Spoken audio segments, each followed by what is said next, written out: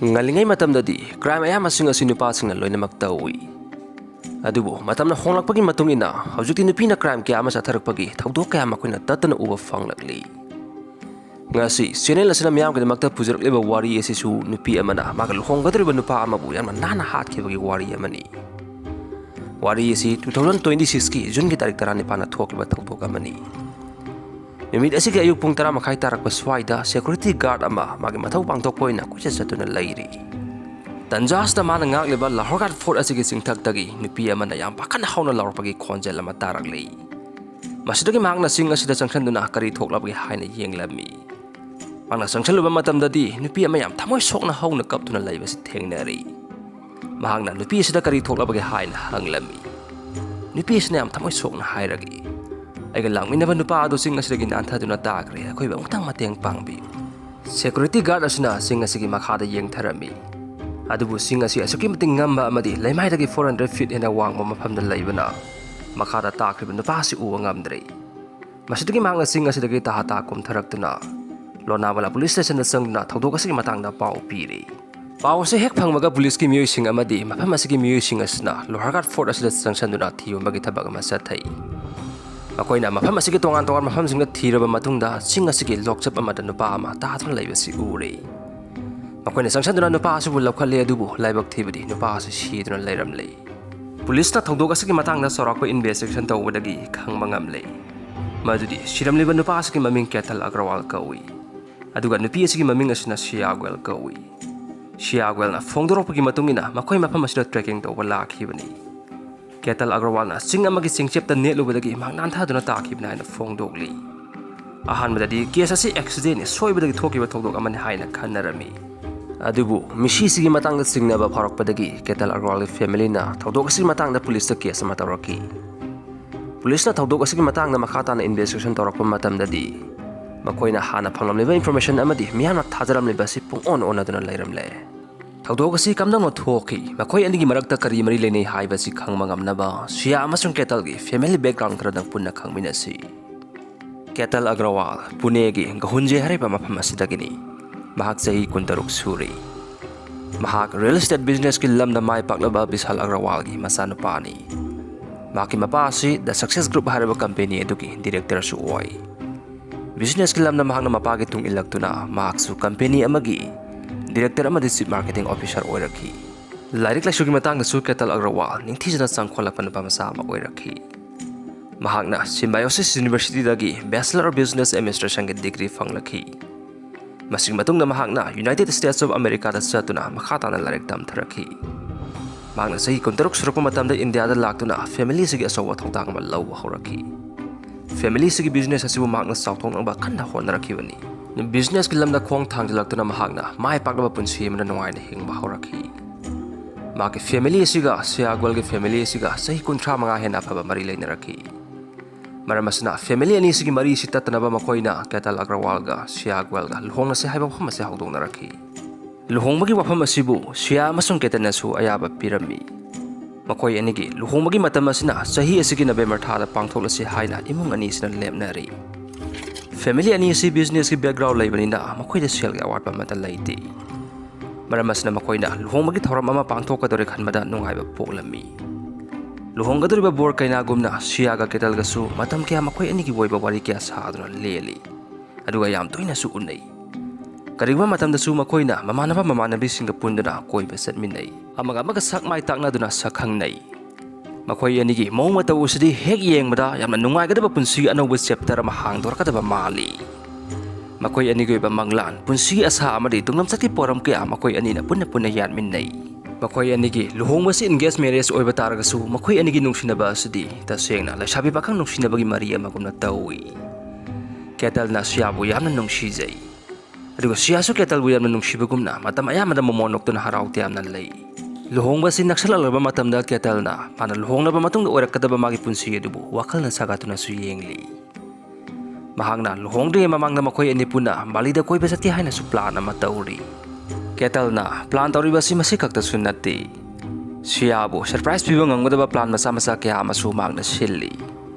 Siagi birthday pangthokadaba tha ama watlingi mamangdagi Mahagna advance bar gi wish piba oina khudak ta kettle na rose piba fast food ta busanduna chapot samina ba madi program masa kya pangthok tuna dance kya supuna tawminai family sigi music amadi mamana ba singna makoi ani si yamna sana ba couple amane haina khalli adubu yamna thamoi shonai oiba mawngda siagi birthday pangthok kadaba nongma watlingai jungi date 18 numit asida Ketan Agrawal Lahore Fort asigi singthak ta gitar na shekhi asigumba thawdok asi thokane haiba sikana ko mamatana khalluba leite aduga siagi mahamna sukana ko mamatana singna ba poklamde thawdok asi soibadai thokibe accident amane haina mipum khudi magna khallami adubu Ketan gi family na Ketan laikhidaba sida nuaitaba poktuna thawdok asi kamdang no thokibna haina sum khanna lei makoina khalli Lahore Fort asi Ketan na karak chatluraba mafam amani mahagna mafam adugi lamit tumida sining thizana khanglamgani aduga kamdang no mahagna sing asida kinan thaduna taribano Ketan gi masan Nupi na thawdok asi kamnang no thokibino haina siada hanjin hanglami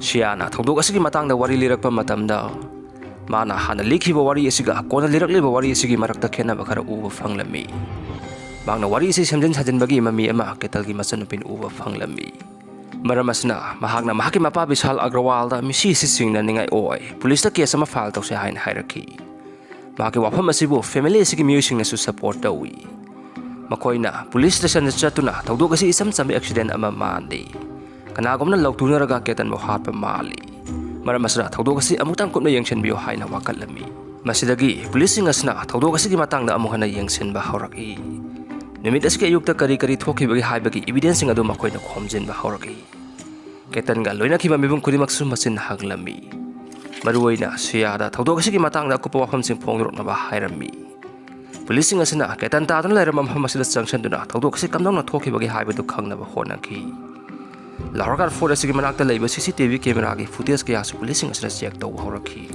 ihan hana footage asi check taw matamda singnani oiba kari su uba phanglamde adubu footage asi hanjan yengba matamda di siama sung Ketan gi maningda fit kun namung lamna nupa ama singnani oiba mongda inerapasi ui nupa asi hapen ama sele aduga tupi yobo joking ama su lili joking asigi hoodie haibadi tupi isna mama asi kupsan kibana nupa asigi masak asi uba ngamlamde policing asina ahamada di nupa asi trekking tawba lakwarongani haina khalui adubu atopa camera footage amada police na yamna singnane oiba video ama somo urei siana yengthorapa matamda nupa asi kamayong nei matamasna nupa asna mama asi laithoki nupa asna kanagomana udna ba mongda satpa si policing asna su khangle makoina nupa asna joking litpagi maram asi yamna khangning lami maramasna makoina numit asigi ayuki weather asi check taroki ayuki pung mapan tarak swaida mafam asigi temperature asi 33 degrees Celsius oi masidagi policing asna wahang ama hanglagi sakrama matam asida nupa asna joking liba asi karino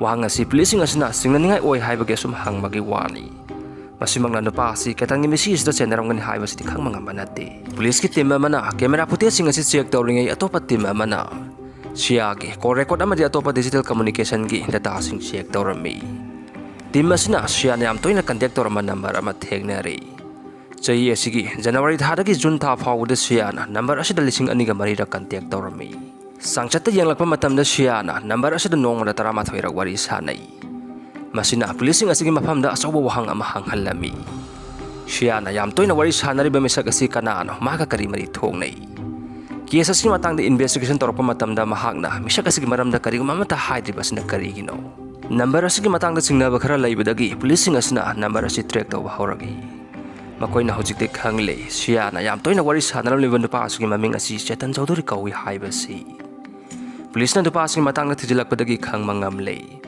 madudi Ketan Chaudhary Pune gi business taw family amagi masa masuni haibasi maki laifam asiga siagi mapagi office ka yam nangan laiminai Ketan Chaudhary gi family asiga siagi family asiga amaga sakhangna ba family ni haibasi policing asna hojik khangmangam kre masidagi policing asna Ketan na sikhiba numit asida Ketan Chaudhary gi phone asi kada laibano haina check tawraki karigumba phone asigi location asi numit asida Lahore Fort asida laiba taragadi Ketan mihat asida chenaba yabagi oithokpa laiga doribani adubo numit asida Ketan gi phone asi magi office adum lai haibadi numit asida Ketan magi office lengdana lai haibani Ketan gi number asida call apa khudima receive tawduna loina ma wari sanaki adubu numit asigi oina Ketan gi mobile internet asi off tawduna lai masina policing asida singna ba pokhalami Maram asida policing asina Ketan gi office laktuna employee khara da wang pang chathaki. Masida policing asina yamna interesting oiba wafam ama khangma ngamle. Ketan gi mamanaba man hairaki. Jun gi date 18 numit asida Ketan agi phone puduna satki. Police na phone asi track tawduna yengloba matam dadi phone asi location asi Lahore photo in a song thoragle. Hawjukti policing asina Ketan gi misi asi accident ni haiba si thajadri. Masi kanago makharana thawaina plan tawduna hatpagi oithokpa yaba maram kya ma song thoragle. Siaga Ketan chawduri ga yam toina wari sana kiba amadi. Ketan na mamanabagi phone puduna satkhiba aduga phone asi location asina Lahore photo leram khiba asina. Ketan gi misi asida makoi ni senrama yabagi oithokpa lei. Maram asna policing asna makoi anibu kakhatuna wahang kaya mahangba hawrakhi. Investigation tawraba matungda Ketan Agrawal gi misi asi accident nate. Masi siya amasung Ketan Chowdhury na plan tawduna hatpani haiba si policing asna khangba ngamlakhi. Police na phongdorokgi matung ina Ketan hatpagi plan asi hapta kya walinge mamangdagi. Siya ga Ketan Chowdhury gi na yalakhi. Ketan hat kadama nongma walinge June gi date 17 numit asda makoi ani Pune gi cafe amada unai. Mapamasda makoi anina Ketan hatpagi aroiba plan tawki. Kariguma makoi gi ahanba plan asi soiba taragasu Ketan hatnabagi backup plan amasu makoi anina yalami. Police na harakpagi matung ina makoi anina Ketan road accident amada hatnabagi thaurang tawrami. Matam kya gi mamangdagi siana tangkal kaya da Ketan hatnaba honai haina policing asna phongdorakhi. Siana siguma thabag si Ketan ga maga February date 11 da engage torba matungda pangthokpa hawrakhi. Engage torba matungda Ketan na siyabu koiba pubi. Mahaki mamanaba singdasu siyabu masaktagi. Aduga tongan mamaham singdasu trekking trip kya sindra makoi ani punna satminai. Nongma Ketan na siyabu Lahore Fort koiba pubi. Matam asida siyana mapam asida Ketan hatpa yagan highway wakan asi khalakibani haina police ki report asida palli. Police ki report asida asumna su palli. Madudi June ki date 4 numit asida siyana Lahore Fort koiba satsi haina kanna taksalli. Adubu Ketan gi family na mapam aduda chatanaba khangalakhi. Maski matung June gi date 6 da Ketan na masanapi yauna Indonesia gi Bali da koiba satnabagi trip ama silli. Masigi trip asibu siyana pamlamde. Maramas na mahagna Ketan gi passport asi losanduna thamki. Siyana Lahore Fort satsi haina kanna taksilakpadagi makoi ani June gi date 14 da mapam aduda amuk salli. Khongchat asida siyana Ketan halage khanduna tunglomdagi inthai. Adubu laibak phabadagi Ketan na uamada yalhobadagi mahak makhada taramde. Ketan na kakhalakba matungda siyada kari maram nangna ngon ilaglibano haina hanglami. Masida siyana hairagi. Lilna mana nangona sike torokpadagi aina nangbu kannaba hotnaba matamda inkhibani. Ketan na siyabu tasena nungsibani na magi wafam asida thajarami. Yumda halaklaba matungda Ketan na magi family da fawwa siyana magi punsi kanbiri haina tamlami. Siyana magi ahanma plan asi magi thiraba matungda matam kharagi oina tumina laiki. Adubu masimagna Ketan hanabagi plan asi lepadi nati. Nakan amaromdana Ketan na Mahabaleshwar da laiba yamna nana phajaba resort ama date 19 da siyagi birthday pangthoknabagi damag book tawsilli. Siyana birthday asi pangthokdringe mamangda Lahore Fort amutang salusi mafam asi asuki matik phajai. Aikoi yani gi luhongmagi pre-wedding shot tawrusi haijanduna Ketan bu thiamdana mafam aduna namduna puraki. Aduga Ketan Chowdhury na makoi ani gi maningda asobu joking ama option duna inerakhi. Ketan na singa magi sidai da leptuna tambaki akoiba singa si yenglingai Ketan Chowdhury na mahakbu inthaduna hatkhi. Police na makhata na investigation tawbadagi khangma ngamlakhi. Madudi siyaga Ketan Chowdhury ga sahi mari hena nungsinerakhi.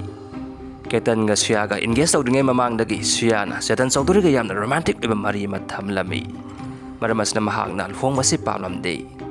Police na Ketan Chowdhury da onsanduna hanglakhi. Siyaga nakoi ani nungsinarabadi siyana kari marong engagement adu da yaribano. Aduga kari marong nindang na siyabu siyenribano. Ketan na hairagi siyana magi family bu yamna luna khalli. Kariguma ikoi na dun matawba taragadi siyagi mama mapa na ikaiba soitan nanggani. Samasas na imong asigi ijet pu karem na dran nong narakani. Maramas na siyana siyen bagi bapa masida yakidi. Maski mahuta ikoi na Ketan bu masa matanda sijaba man kadaba plan kaya yatuna Ketan bu hatpa pamki. Asumna investigation sa tharaba matungda siya amadi Ketan na Ketan bu hatpani haiba si khangma ngamlakhi. Thogdog asigi matangda siyagi parents na makoi yoba wahong khara su phongdoragi. Siyagi mama Puja Agrawal na asumna hairagi. Siya na asumna torokani haiba si aikoi na mangda phawa manglude. Matam ayamada mahak na haraw tiyam na lay.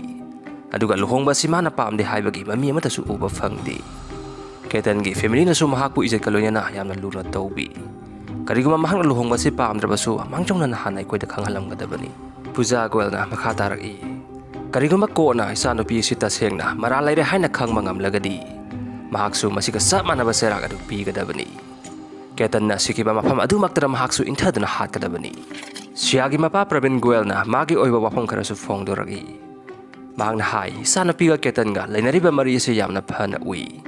Luhong ba sida ko'y na pressure pi kibasu layte. Adugo isa Nupi na atopa nupagan nung sinay hay bagi singnabasu amatalay kide. Nakan na marom na Ketan gi family na asum na fong doragi. Siyaga setan sauduri ganung sinay hay basi siyagi parents na soy na kanglam gani. Maramdi luhong basi kara sontan na pangtok si hay matamda. Siyagi parents na luhong basi atubo da pangtok na batak sila kibalay. Adubo tawdo kasi ikoy na thokpo oy bana family ani sige wapam asi kadai fabu sumina traga lale hay basi haujuk pawi oy na khang mangamdri. Case asi haujuk investigation chathaduna laidi. Mihat asiga mari laina na police na siya amasung setan sauduri phagat khre.